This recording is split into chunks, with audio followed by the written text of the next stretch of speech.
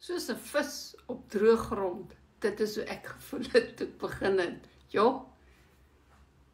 geen ondervinding in digitale bemarking, geen ondervinding op sosiale media, heeltemal uit my comfortzone uit. Absoluut. Ek was soos 'n vis op droë grond. Ek het net so gemaak soos daai vis sal maak.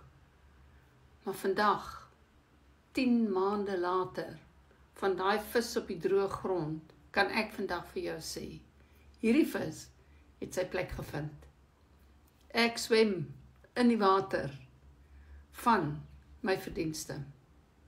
As jy wil weet, hoe het ek dit gedoen?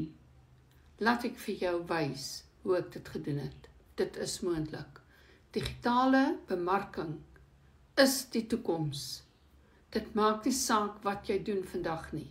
As jy 'n foon het en jy het internetkonneksie, dan sit jy met 'n besigheid wat jy kan oopmaak.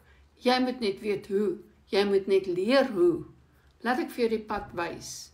Vra vir my hoe in die comment box en ek stuur vir jou die inligting. Groete, Alta.